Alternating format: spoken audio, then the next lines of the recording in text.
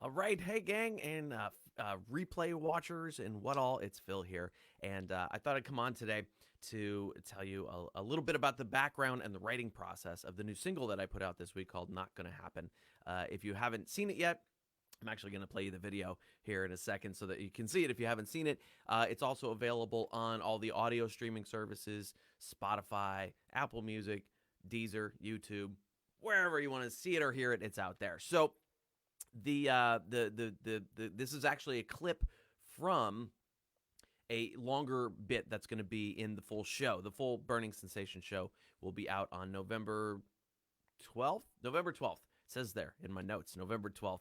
So this clip comes from a longer bit called Adventures in Florida that you'll see the rest of when you see the whole show. But I thought I'd give you a little background, a little writing background on how I approached this bit and why it's one of my favorites in the show. It really is one of my favorites.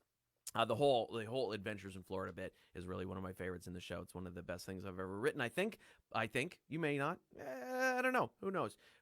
But so anyway, first of all, where's my sticker? There's my sticker. There, right there. Everything's backwards.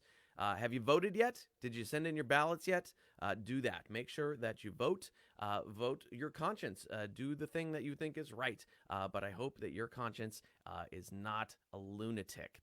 So make sure that you get your vote in. And it kind of all ties into everything that we're talking about today. So before we start talking about the bit, I want to play it for you in case you haven't seen it so that you know what we're talking about. And we're going to talk about jokes that didn't make it and why I think they didn't make it and just some other things that happened around this bit as I was writing it and touring it and performing it to get it right because there was a lot of not right with that with this bit. So anyway, let me play it for you real quick here. Oop, I should use this instead. Here we go. I figured the sound is going to work this time too. Ooh, is the sound going to work this time? Wait, hang on. I want to make sure I get this right because I blew it last time. So let me make sure, share audio so that you can actually hear it. It's going to work better when we do that. Okay, so now you're going to see it. Here we go. See, because there's no reason to hate on people because of the way they were born, right? That's a waste of calories. Nothing's going to change. And I feel like in a city like this, that's pandering. In some cities I play in, that is a goddamn revelation, okay? Like I was doing a gig when I talked about my girlfriend on stage. This guy comes up to me after and he goes, "I don't like Chinese people." I said, "Well, I don't think they're going to stop being Chinese for you." As if in Beijing, they're going to be like, "All right, everybody, we're laying off the Chinese thing for a while." There's a guy in West Virginia doesn't like it for some reason, but 4,000 years, pretty good run.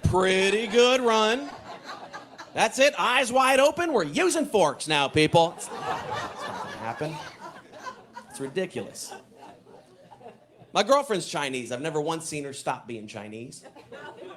I mean, I'm not there all the time. Maybe when I'm not home, she's on mayonnaise and NASCAR, but when I get back, all her shoes are still by the door. So I think she's going to stick it out. That's not entirely true. Whenever she hears hip-hop music, she goes, "Yo, yo, yo, yo, yo, yo." That is the whitest shit I've ever seen.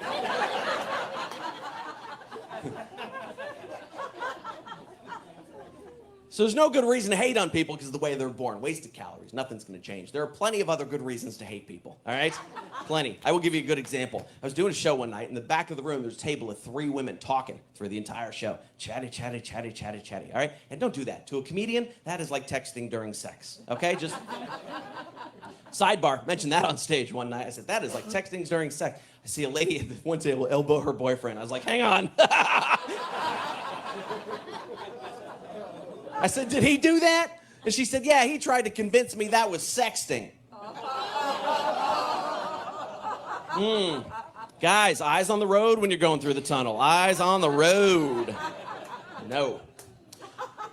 So it's a table of 3 women at this gig, and they're yakking away in the back row. And I've been doing this a long time. I just ignored them, you know. And then the waitress walked up to their table, and the leader of the group says, loud enough for everybody to hear, "We're all gluten-free." Boom, hate time. Now we can hate. Now we can hate. Oh, you got 3 celiac disease victims at the same table? What are the odds? It must be a meetup. Now, look, if you actually have a disease where you need to eat gluten-free, by all means, please eat gluten-free. But if you one time accidentally ate a large pizza by yourself and felt bloated, you're not gluten intolerant. You were drunk and sad. That is a different affliction.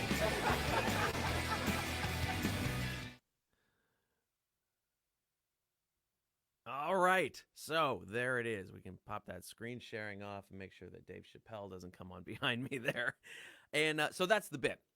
And so I called this part Not Gonna Happen. But like I said, it comes from a longer bit called Adventures in Florida that you're going to hear when we get to the whole show. So one of the things that I'm often asked in interviews, people will ask if I do political material in my act. And those are, people who haven't seen me, who are interviewing me, which happens on radio and things like that.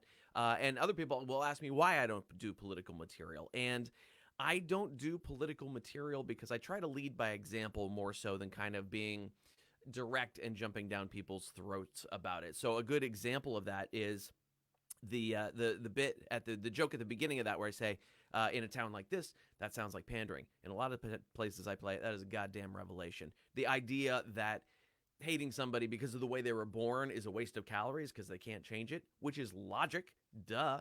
The interesting thing is that I do that line wherever I'm playing. Now, when we filmed that show in San Jose, it obviously made sense. It is a very liberal city that doesn't believe those things for the most part. But even in cities where they are a little more to the right, they are a little more red, I act by example. I lead by example, and I assume that the people that have come to see me have a similar sense of thought about race things. That's not always the case. It's not always the case. I have played some dive bars in the middle of Wisconsin where I know for sure that we don't think the same way on that type of thing. But I will make the assumption that they do because then it gives them permission to think that way. Okay, and I grew up in a place with lots of different types of friends, lots of different colors of friends, all that kind of stuff, of all persuasions. And I was always raised to be very equal to everybody. Not to say that there's none of that in my head. I think everybody's got a little bit. There's a song from the Broadway show Avenue Q where the opening song is called Everyone's a Little Bit Racist, which is probably true. I'm not saying I'm perfect, but I was raised to believe that everybody's equal. So when I go into a room, I give them the permission by saying other places are weird and don't think this way, but I assume that you guys do. And then it gives them permission to be on a little more equal ground with what I'm talking about in the show. If you're popping in the middle of this and you have no idea what I'm talking about, we're talking about my new comedy single, Not Gonna Happen, that discusses racism, essentially, and brings some things to light in a very silly type of way, like the guy in the bit who said, hey, I don't like Chinese people, after I just spent an hour talking about my Chinese girlfriend on stage. And things like that are bound to happen. Every comic has a story of somebody coming up to them after a show and telling them a horrendously racist joke, and then going, you can use that, as if I would use that. And what always cracks me up about it is then they always hit the dance floor after the comedy show, and they're dancing to hip-hop music. And I'm like, do you know who's making that music? You like the music. Why can't you like the people? And so I always just found that weird. But so in doing this bit, in touring this bit and perfecting this bit, there were a lot of parts that didn't work because there is a belief among some comics that white comics are not allowed to talk about race in any sort of particular way. And so I don't think that's true. I think we're a race and we can talk about race in general because we have experiences within that.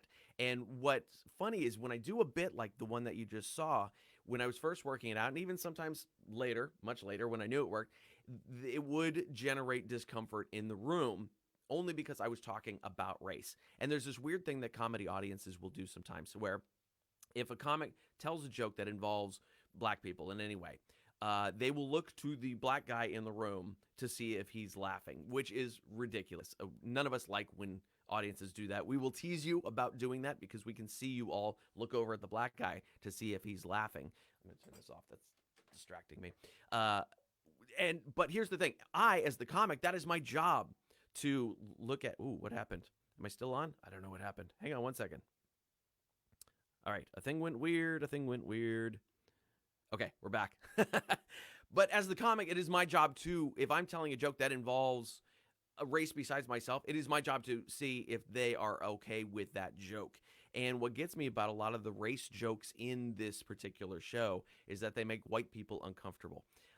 They didn't make the other people uncomfortable. If I tell a joke that involves, in this case, like you just saw, Asian people, I would look to the Asian people, and the Asian people love these jokes. If later in the Burning Sensation show, there are jokes that involve black people, and the black people love those jokes, okay? And the reason for that is because I'm not making jokes about them. I'm referencing them, but making jokes about white people.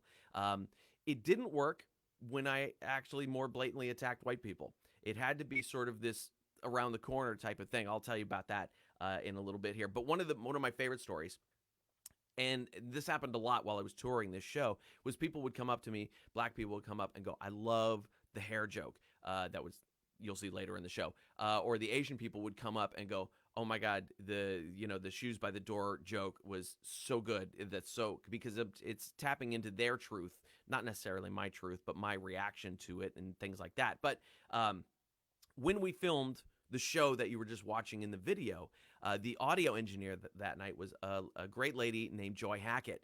And Joy came up to me after the show, and she said, "As a black woman, I have to tell you something." And I was like, "Oh no, what?" She said, "I really appreciated the way that you handled that material." And I was like, "Oh, okay, whew. All right, good." And then she said, "As a half Asian black woman," and I was like, "Oh, okay." She goes, "I really appreciated the way that you handled that material." So if I can do Asian and black themed jokes, they're not about Asian and black people. If you listen to them, they're about white people's reaction to them. And if those people come up to me and say, "I appreciate the way that you did that," then I know I'm on the right track. And if the white people are uncomfortable with it, they're just going to have to be uncomfortable with it. And there was a lot of that as I toured the show. So much of that as I toured the show, of uncomfortable white people when I was telling race jokes, and everybody else in the room enjoying it, especially interracial couples. With the stuff that I do about interracial couples later in the show, they enjoyed it a lot, and it made other people uncomfortable. Not every joke is for every person. That's what I say in the intro to the special that you'll see in a few weeks here. So part of what this was not, obviously the premise was, don't hate people because of the way they were born. They can't change that. You're wasting calories. It's nothing's going to change. But hate is always going to be part of the human psyche. It's always going to be there, and we just have to direct it in the right ways. And so the direction it should go is people who do have a choice and can make changes and still make those dumb choices all the way through. The people who choose to be an asshole. And I will tell you that I tried attacking myself on that front by putting out some times that I had been an asshole, either on purpose or accident, and the jokes didn't work for whatever reason. I don't know why. I had talked about actually, here's one that I didn't talk about but came up recently. I drove up to the post office because I had to drop off a package, and somebody, a bunch of merch from my website, right down there. You can see it right down there, right down there. That's my website. Okay. Lots of merch on the website. Anyway, I was dropping some stuff off at the post office, and I pulled up, realized I had forgotten to bring a mask. And I was like, great. Now I'm an asshole because I got to be the guy without a mask. And then I remembered that I had old Taco Bell napkins in the console, the center console of my car. And I was like, okay, do I walk in without a mask and be that asshole? Or do I walk in with a lump of Taco Bell napkins mashed over my face and be that asshole? And I opted for the latter one. But I didn't have a choice. I knew there were people in there thinking, look at this jackass with napkins mashed over his face, not knowing that my intention was a little more pure than that. But then there were other times, like the time I wore a PornCity.net t-shirt to Disneyland and played Who Wants to Be a Millionaire. I was being an asshole on purpose that time, but it was fun. It was a little social engineering kind of joke. Anyway, that's a story for another time. And so, part of it, so a lot of here's some stuff that didn't work in this bit when I was working on it. I still have my old notes in my Evernote on my phone here. One of the things that I tried to approach on here was the idea that people won't hate somebody unless they know something particular about them. The premise, the idea being like, if you went to one of these, white nationalist jackasses, and you showed him a military veteran who was maybe missing a leg in a wheelchair, and say that guy served in Korea or Vietnam, and he would go, man, that guy's a hero. he's amazing.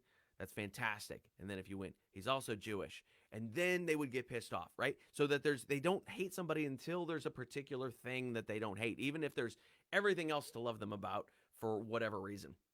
And I tried some jokes on that, and I just couldn't get it to work. I think maybe they were a little bit too shocking, in portraying the racist on stage, and calling out Jews from that guy's point of view. I think it was just too much, and it didn't end up working, and I pulled it out. And also, like I mentioned earlier, I tried some direct attack jokes on white people because it's supposed to be something that you can do, or that I can do, right? Directly attack my own race, for whatever reason. I'm trying to find the joke that it went in there, and there it is. Okay, so the first time I tried this particular joke, I was at a very, very mixed audience room in Oakland, California. I thought this would be the perfect place to try attacking my own race and see if it works. And so the joke I did was, white people are like bleach, will ruin anything we come into contact with. You know, when you pull something out of the washer and you're like, there's a bunch of white splotches on my culture. And I did that joke there, and it got absolutely nothing.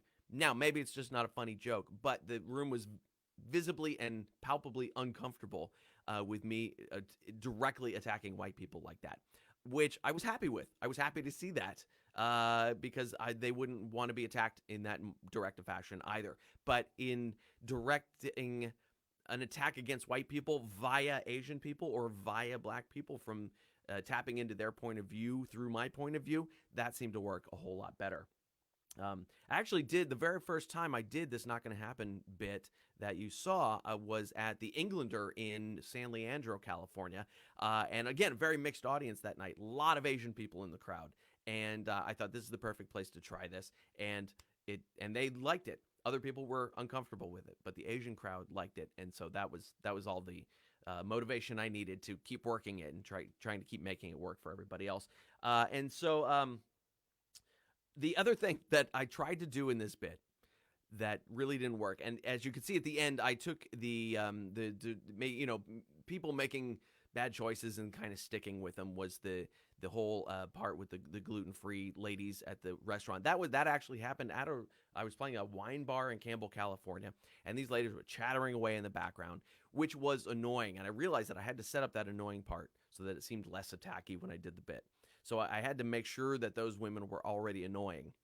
And then when they say out loud, and they did very loudly to the waitress that came out, "We're all gluten-free." Excuse me. That all actually happened. And the premise was, hate people for the choices. Yeah, those women are not celiac disease victims. There's no reason for them to be eating gluten-free. There's been plenty of articles and proof that are contrary to the idea that everybody needs to go gluten-free, but they hadn't read any of that. They read one BuzzFeed article, and it changed their whole lives. And I felt like I needed to attack something like that rather than jumping into white supremacy or something, because I had tried some of that, and it wasn't working. It was too preachy or just too deep for a comedy show or whatever it is. And I think there's still ways to do that. I haven't figured it out yet. And it just didn't work for this bit. So I needed to attack something lighter. And it was the gluten-free ladies that presented themselves to me. One of the other things that I tried to get in there was Costco experiences. Mostly two of them. The people that will leave their cart in the middle of the aisle and wander off to look at something. Those people drive me insane. And then the people that will grab multiple samples from the sample table all at once. Those people drive me nuts as well. And so I had written a bunch of material a bunch of jokes about those people. And for some reason that didn't click. And I don't know if maybe there's just more people that do that. And I thought maybe I was more directly calling out those people that do that. But those are the kind of thoughtless choices, not thinking about the people around you. Those are the kind of people that irritate me. Now, that's just the one thing that irritates me about them. Otherwise, they might be very lovely people. But attack the decision, not the person. That's the whole premise of the bit. Attack the decision, not the purpose. So if somebody's making bad decisions, ignorant decisions, then they deserve our ire.